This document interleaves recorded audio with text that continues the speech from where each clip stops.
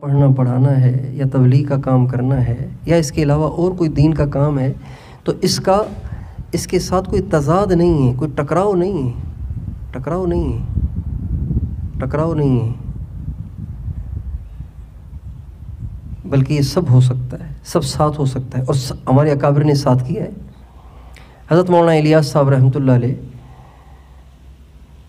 جب 7 سال کے تھے تو ان کے جو بڑے بھائی تھے حضرت مولانا یحییٰ صاحب، وہ ان کو لے کر گئے حضرت مولانا رشید احمد گنگوہی رحمۃ اللہ علیہ کی خدمت میں، اور 13 برس ان کی خدمت میں رہے، ان سے بیعت ہوئے، پھر 13 برس ان کے پاس گزارے۔ ہمارے یہاں تو لوگ بیعت ہوتے ہیں پھر پتہ ہی نہیں چلتا کہ وہ کہاں اور پیر کہاں اور مرید کہاں۔ 13 برس مولانا الیاس صاحب نے ان کے پاس گزارے، یہاں تک کہ عمر 20 سال ہو گئی اور حضرت گنگوہی کا انتقال ہو گیا۔ تو حضرت مولانا الیاس صاحب رحمۃ اللہ علیہ حضرت شیخ الہند مولانا محمود حسن رحمۃ اللہ علیہ کی خدمت میں حاضر ہوئے کہ حضرت گنگوہی تو چلے گئے، اب آپ مجھے اپنی سرپرستی میں لے لیں، آپ مجھے بیعت کر لیں۔ تو فرمایا کہ نہیں، آپ مجھ سے نہیں، آپ جا کے مولانا خلیل احمد سہارنپوری صاحب سے بیعت ہو جائیں، وہ مجھ سے بڑے ہیں۔ چنانچہ مولانا الیاس صاحب پھر حضرت مولانا خلیل احمد سہارنپوری رحمۃ اللہ علیہ سے بیعت ہوئے اور کتنا عرصہ ان کے ساتھ گزارا، اور اس کے بعد ان کے خلیفہ بنے۔ اس کے بعد انہوں نے تبلیغ کا کام شروع کیا۔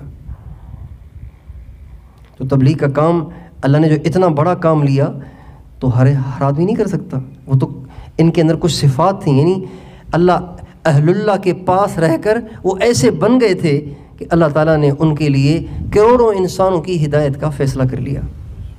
ان کے بیٹے مولانا یوسف صاحب وہ مولانا الیاس صاحب سے بیعت ہوئے، ان کے بعد حضرت جی مولانا انعام صاحب وہ مولانا الیاس صاحب سے بیعت ہوئے، اور حضرت شیخ الحدیث مولانا محمد زکریا صاحب رحمۃ اللہ علیہ وہ بھی جنہوں نے فضائل اعمال فضائل صدقات لکھی ہے، وہ بھی بیعت ہوئے حضرت مولانا خلیل احمد سہارنپوری رحمۃ اللہ علیہ سے، اور ان کے خلیفہ ہوئے۔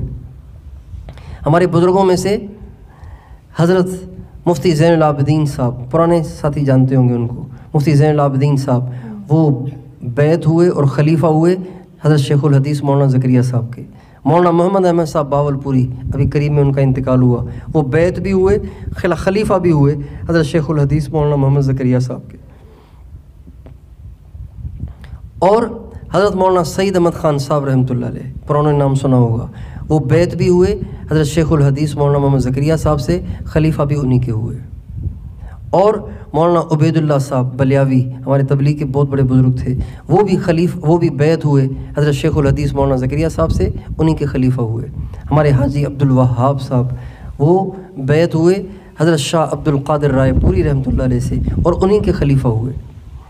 اور ہمارے حضرت مولانا نذر الرحمان صاحب جو موجودہ امیر ہیں، وہ بیعت ہوئے حضرت خواجہ خان محمد صاحب کندیاں شریف میاں والی والوں سے، اور انہی کے خلیفہ ہوئے۔ حضرت مولانا احسان الحق صاحب وہ بیعت ہوئے حضرت شیخ الحدیث مولانا محمد زکریا صاحب سے، اور انہی کے خلیفہ ہوئے۔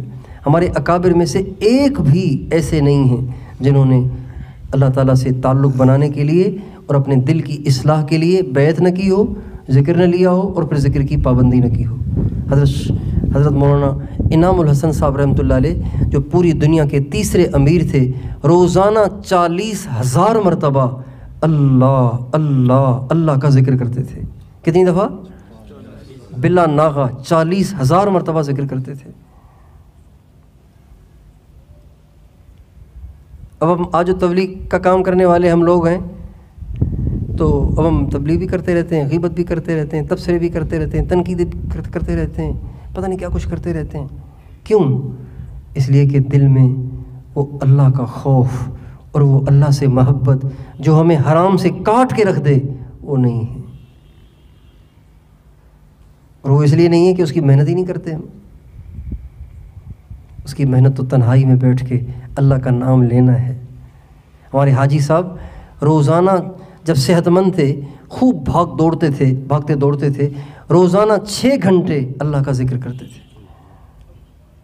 جب کمزور ہو گئے، بھاگ دوڑ کم ہو گئی، 8 گھنٹے 10 گھنٹے اللہ کا ذکر کرتے تھے۔ سارا دن ان کی تسبیح پھرتی تھی، سارا دن تسبیح ان کی پھرتی رہتی تھی۔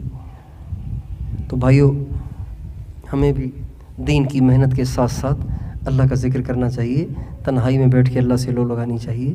اللہ تعالیٰ ہم سب کو توفیق دے۔